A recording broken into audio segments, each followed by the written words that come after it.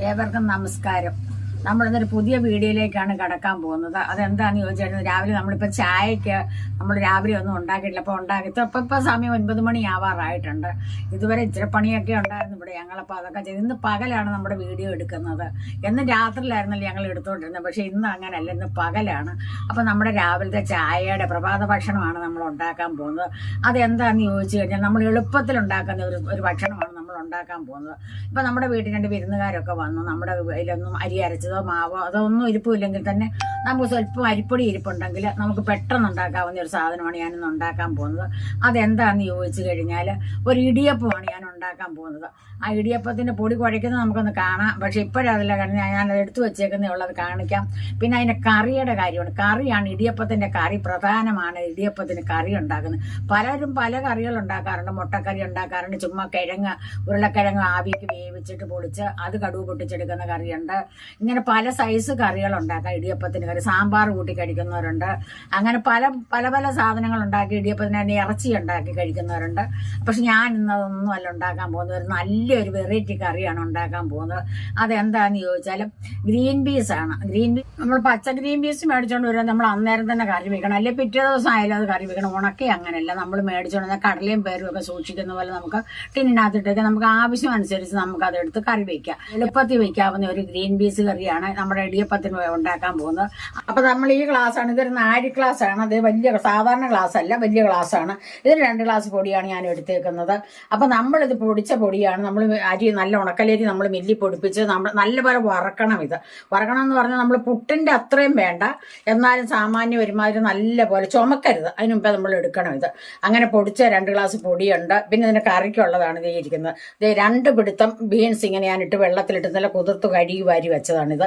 ഒരു ചെറിയ രണ്ട് ഉരുളക്കിഴങ്ങുണ്ട്, ഒരു സബോള, 2 പച്ചമുളക്, 1.5 മുറി ക്യാരറ്റ് അരിഞ്ഞുണ്ട്. ഇത്രയും സാധനമാണ് നമ്മൾ ഈ കറിക്ക് ചേർക്കാൻ പോകുന്നത്. ഇതൊക്കെ ഞാൻ അരിഞ്ഞു വെച്ചതാണ് നേരത്തെ. അപ്പം നമുക്കിപ്പോൾ പെട്ടെന്ന് കാണിച്ചിട്ട് കറി വെക്കാമെന്നുള്ളതിലാണ് നമ്മൾ അരിഞ്ഞു വെച്ച് നിങ്ങളെ കാണിക്കുന്നത്. അപ്പോൾ ഇത്രയും സാധനമാണ് നമ്മുടെ ഇന്നത്തെ രാവിലത്തെ പ്രഭാത ഭക്ഷണത്തിന് നമ്മൾ ഉണ്ടാക്കാൻ പോകുന്നത്. അപ്പോൾ ഇതെങ്ങനെയാണെന്ന് നമുക്കൊന്ന് കാണാം. ഇത് കുഴയ്ക്കുന്നത് പിന്നെ ചിലരാണെങ്കിൽ ഇതിനകത്ത് എണ്ണ ഒഴിക്കുന്നവരുണ്ട്, ചിലർ നെയ്യ് ഒഴിക്കുന്നവരുണ്ട്. അപ്പോൾ ഇത് നമ്മൾ കുഴച്ച് വരുമ്പോൾ ഒരു നല്ലൊരു ഇതായിട്ടാണ് പാത്രത്തെ പിടിക്കാതെ വരും. പക്ഷെ ഞങ്ങൾ ഇതൊന്നും ചേർക്കത്തില്ല. ഞങ്ങൾ ഉപ്പും ചൂടുവെള്ളത്തിൽ നല്ല ചൂടുവെള്ളത്തിലാണ് ഇത് കുഴയ്ക്കുന്നത്. അപ്പം ചൂടുവെള്ളത്തിൽ കൈ പൊള്ളാതിരിക്കാനാണ് നമ്മൾ ഈ സ്പൂണ് കൊണ്ട് നമ്മളിത് പതുക്കെ ഒന്ന് ഇളക്കി കൂട്ടിയാണ് നമ്മളിത് കുഴച്ചെടുക്കുന്നത്. അപ്പോൾ ഇത് നമുക്ക് എങ്ങനെയാണെന്ന് നമുക്കൊന്ന് കാണാം. അപ്പോൾ അത് നമ്മൾ ഉപ്പിടും. അത് കുഴയ്ക്കുന്നതിന് മുമ്പ് നമ്മൾ ഉപ്പ് ഇതിനകത്തിട്ട് പൊടി ഒന്ന് കൂട്ടി ഇളക്കണം. അല്ലെങ്കിൽ നമ്മുടെ ഉപ്പ് അവിടെ ഇവിടെയായിട്ട് കുഴച്ച് കഴിഞ്ഞാൽ ഉപ്പ് കുഴഞ്ഞിരിക്കും. അപ്പോൾ അതുകൊണ്ട് നമ്മളിത് കുഴയ്ക്കുന്നതിന് മുമ്പ് ഇതിന് ഉപ്പ് ഇട്ടിട്ട് നമ്മളിതൊന്ന് ഇളക്കും. പക്ഷേ ഇത് അപ്പത്തിൻ്റെ പൊടി പോലെ ആയിരിക്കണം, പുട്ടിൻ്റെ പൊടി കൊള്ളുമില്ല കേട്ടോ. അപ്പത്തിൻ്റെ പൊടിയായിട്ട് നമ്മൾ എടുത്തിട്ട് വറുത്ത പൊടിയാണെങ്കിൽ നമ്മൾ ഇളക്കുമ്പോൾ തന്നെ ഇതിങ്ങനെ തെറിച്ച് പോകും പാത്രത്തിൽ നിന്ന്. അത്രയ്ക്ക് മൂത്ത നല്ല ചുമന്നിട്ടില്ല, നല്ല പൊടിയാണ്. അങ്ങനെയാണ് അപ്പത്തിനുണ്ടാക്കുന്നത്. എന്നിട്ട് ചൂടുവെള്ളത്തിലാണ് നമ്മൾ കുഴയ്ക്കാൻ പോകുന്നത്. ഞാൻ കുറച്ചിനും ചൂടുവെള്ളം ഒഴിക്കാൻ പോവുകയാണ്. ഇത് കുറച്ച് വെള്ളം നമ്മൾ ഒഴിച്ച് നമ്മൾ കുഴയ്ക്കാവുള്ളൂ, അല്ലെങ്കിൽ നമുക്ക് വെള്ളം കൂടിപ്പോയാൽ നമ്മൾ അറിയത്തില്ല. അപ്പോൾ നമ്മളിങ്ങനെ കുറച്ച് വെള്ളം ഇപ്പോൾ ഒഴിച്ചു.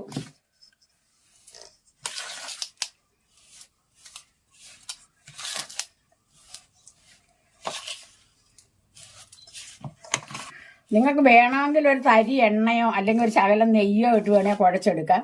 പക്ഷെ അതിനും കുഴപ്പമൊന്നുമില്ല. പക്ഷെ ഇവിടെ ഞാൻ അങ്ങനെ ഒഴിക്കാറില്ല, നമ്മൾ ചെയ്യുന്നുമില്ല. അപ്പോൾ അതിവിടെ നെയ്യ് അടിച്ച അവിടുത്തെ അച്ഛൻ അത്ര വലിയ ഇതല്ല. അതൊന്നും നമ്മൾ വെറും ചൂടുവെള്ളത്തിൽ മാത്രമാണ് ഇത് കുഴച്ച് ഉപ്പും ഇട്ടാണ് നമ്മൾ കുഴച്ചത് ഉണ്ടാക്കാൻ പോകുന്നത്.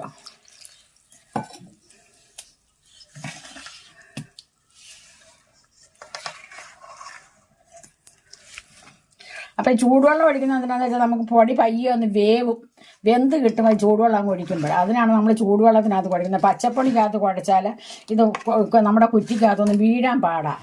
അപ്പോൾ ചൂടുവെള്ളത്തിൽ കുഴച്ച് കഴിയുമ്പോൾ അതിന് കുഴപ്പമില്ല. അതുകൊണ്ടാണ് നമ്മൾ ചൂടുവെള്ളത്തിൽ കുഴക്കുന്നത്. അപ്പോൾ അതേ കുഴയ്ക്കാനൊക്കെ ഞാൻ അവനെ ഏൽപ്പിച്ചിട്ടുണ്ട്. എൻ്റെ കൈ കൊണ്ട് ഇങ്ങനെ പിടിക്കാൻ ഇച്ചിരി ബുദ്ധിമുട്ടുണ്ട്. അതുകൊണ്ട് ഞാൻ അവനെ ഏൽപ്പിച്ചു. അപ്പോഴത്തെ ആ സമയത്ത് ഞാൻ കറി വയ്ക്കാമെന്ന് ഓർത്താണ് നമ്മളിതൊരു കുക്കർ എടുത്തിട്ടുണ്ട്. ആദ്യം നമ്മൾ ഇടാൻ പോകുന്ന ഗ്രീൻ പീസാണ്.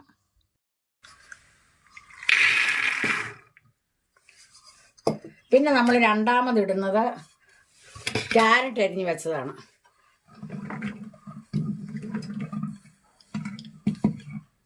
മൂന്നാമത് നമ്മൾ ചുമന്നുള്ളി, നമ്മൾ സബോള അരിഞ്ഞ് വെച്ചത്. ഒരു സബോളയാണ് അരിഞ്ഞ് വെച്ചേക്കുന്നത്. സബോള കുറച്ച് മതി. ഏറ്റവും മുകളിലാണ് നമ്മൾ ഉരുളക്കിഴങ്ങ് ഇടുന്നത്.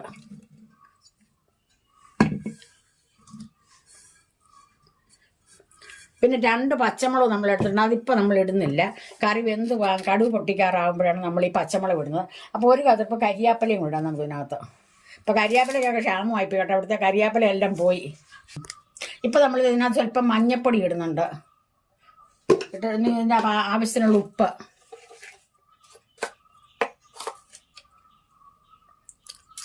ഇട്ടിട്ടുണ്ട്. നമ്മൾ മുളക് പൊടിയും മല്ലിപ്പൊടിയും ഒന്നും ഇപ്പം ചേർക്കുന്നില്ല. അതൊക്കെ നമ്മൾ പിന്നാലെ നമുക്ക് കാണാം. അപ്പോൾ ഇത് നമ്മൾക്ക് ഇതിനെ വേവുന്ന അത്രയും വെള്ളവും കൂടെ ഒഴിച്ച് നമുക്ക് അടുപ്പ് വെച്ചാൽ ഒരു ഇതെടുക്കാം നമുക്ക്. അപ്പോൾ വെള്ളം ഒഴിക്കാം. മതി, കുറച്ച് വെള്ളം മതി. ഒറ്റ വിസിലടിച്ചാൽ മതി. നമ്മുടെ ഇടിയപ്പത്തിന് കുഴച്ച് റെഡിയാക്കി വെച്ചിട്ടുണ്ട്. വെള്ളം അടുപ്പിൽ വെച്ച് തിളച്ചിട്ടുണ്ട്. അപ്പോൾ നമ്മളിത് പാത്രം എടുത്ത് വെച്ചിട്ടുണ്ട്. ഇഡലി പാത്രത്തിൻ്റെ തട്ടയിലാണ് നമ്മളിത് പുഴുങ്ങുന്നത്. അതുപോലെ നമ്മുടെ കറി വെന്തിരിക്കുവാണ് കേട്ടോ. ഇനി അത് ഇരിക്കട്ടെ നമുക്ക്. അപ്പോൾ ഇതെങ്ങനെയാണെന്ന് നമുക്കൊന്ന് നോക്കാം. നമ്മുടെ രീതിയിൽ നമ്മൾ ഇത്ര തേങ്ങ ഇതിനകത്ത് ഇങ്ങനെ നുള്ളിയിടും. ചിലരുടെ എണ്ണ പുരട്ടുന്നുണ്ട് കേട്ടോ പാത്രത്തിൽ. അപ്പോൾ അത് തേങ്ങ കുറവാണെങ്കിൽ എണ്ണ പുരട്ടിയാൽ മതി. നല്ല വെളിച്ചെണ്ണ പുരട്ടിയാൽ മതി.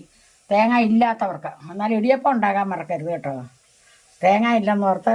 അപ്പോൾ അത് നമ്മൾ ഇത്ര ഇട്ട് ഇനി നമ്മളിതിനെ മണ്ടയിൽ ഒരു സ്വല്പം ജീരകം, ഒരു 3-4 തരി ജീരകം. ഇത് അത് ആവശ്യമുള്ളൊരു അതിൻ്റെ രുചി പിടിക്കുന്നവരിട്ടാൽ മതി. പക്ഷെ നമ്മൾ ഇടാറുണ്ട് 2-3 തരി ജീരകം.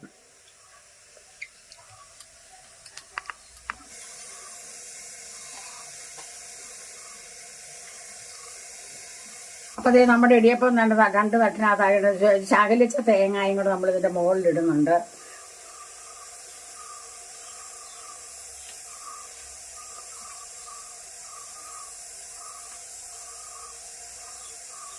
ഇച്ചിരി ജീരകവും,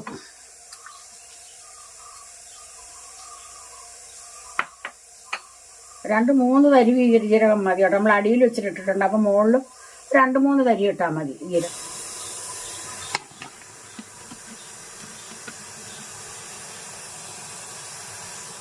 ഇനി നമുക്ക് അടച്ചു വെച്ച് വേവിക്കാം. ഇത് നന്നായിട്ട് ഇതേ കഷ്ണങ്ങളൊക്കെ വെന്തു വെള്ളമൊക്കെ പറ്റിയിരിക്കുന്നുണ്ട്. നമ്മുടെ ചീനിച്ചട്ടി ഇതേ ചൂടായിട്ട് നമ്മൾ ശകലം വെളിച്ചെണ്ണ അതിലോട്ട് ഒഴിക്കാം. നമ്മളിത് എണ്ണ ചൂടായിട്ട് നമ്മൾ കടുക് ഇടുകയാണ്.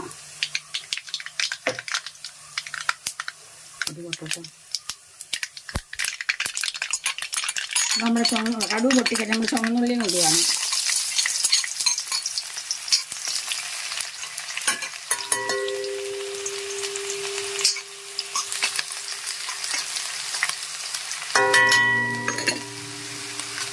ഒരു 3 വറ്റൽമുളക് നമ്മൾ എടുത്തിട്ടുണ്ട്. അതിനകത്ത് ഇടാനൊക്കെ ഉണ്ട്, കടുക് വറക്കാനൊക്കെ ഉണ്ട്.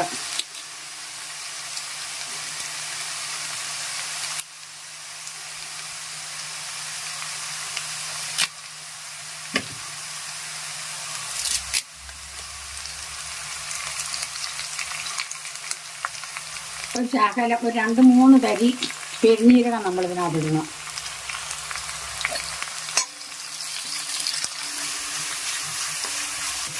അപ്പോൾ നമ്മുടെ കടുക് താളിച്ചത് നന്നായിട്ട് മൂത്തിട്ടുണ്ട്. നമ്മളൊരു ശകലം മല്ലിപ്പൊടി മതി.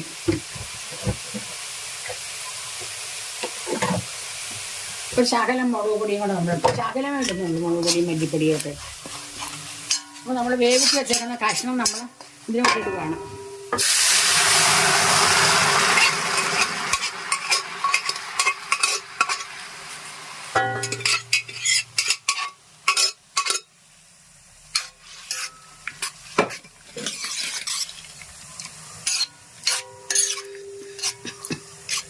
അപ്പോൾ ഒരു ശകലം മസാലപ്പൊടിയും കൂടെ നമ്മൾ ഇതിനകത്ത് ഇടുന്നുണ്ട്. മസാല നമ്മൾ പൊടിച്ച് വെച്ചിരുന്ന മസാലയാണ്, നമ്മളെല്ലാം കൂടെ കൂട്ടി അതും ഇട്ടു. ഇനി നമ്മുടെ പച്ചമുളക് നമ്മളിതുവരെ ഇട്ടില്ലായിരുന്നു. പച്ചമുളക് നമ്മളിതിനകത്ത് ഇട്ടു.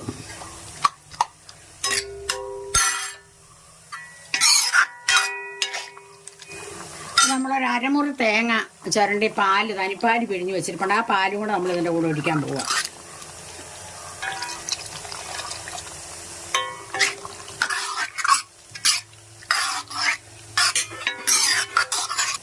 അപ്പോൾ നമ്മുടെ കറി നന്നായിട്ട് കുറുകി വന്നിട്ടുണ്ട്. ലാസ്റ്റ് ഭാഗം കൂടെ നമ്മൾ ചേർക്കുവാണ്. ചേർത്തിട്ടുണ്ട്. ഇച്ചിരി കറിവേപ്പിലയും കൂടെ അതിൻ്റെ മുകളിൽ ഒന്നും ഇട്ടിട്ട് നമ്മൾ ഇച്ചിരി മല്ലിയിലയും കറിവേപ്പിലയും കൂടെ നമ്മൾ വീണ്ടും ഇട്ടിട്ടുണ്ട്. ഇത്രയേ ഉള്ളൂ നമ്മുടെ കറി റെഡി ആയിരിക്കുന്നു.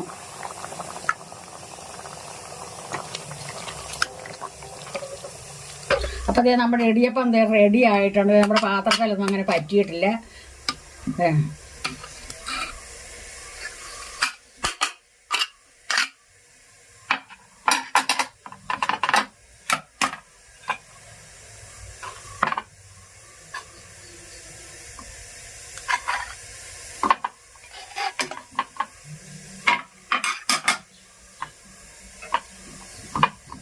അതെ, നമ്മുടെ ഇടിയപ്പവും കറിയും റെഡി ആയിട്ടുണ്ട്. നമുക്കത് ഇടിയപ്പം എടുത്ത് നമുക്ക് കഴിക്കാനെടുത്ത് വയ്ക്കാം. പിന്നെ ഇടിയപ്പം ഈ കറിക്കകത്ത് നമ്മൾ തേങ്ങാപ്പാൽ ചേർക്കാനില്ലെങ്കിൽ നമ്മൾ ശകലം പശുവും പാൽ ഒഴിച്ചാലും മതി, അത് കുഴപ്പമില്ല. നല്ലതാണ് അത്. പശുവും പാൽ ഒഴിച്ചാലും തേങ്ങാപ്പാല പശുവും പാല ചേർക്കണം. അത് രണ്ടും ഇല്ലെങ്കിലും കുഴപ്പമില്ല കേട്ടോ, നമുക്ക് കറി ഉണ്ടാക്കാം. അപ്പോൾ അത് നമ്മുടെ ഇടിയപ്പവും കറിയും റെഡി ആയിട്ട് നമുക്ക് ശകലം ഒന്ന് കഴിച്ചു നോക്കാം എങ്ങനെ ഉണ്ടെന്ന്.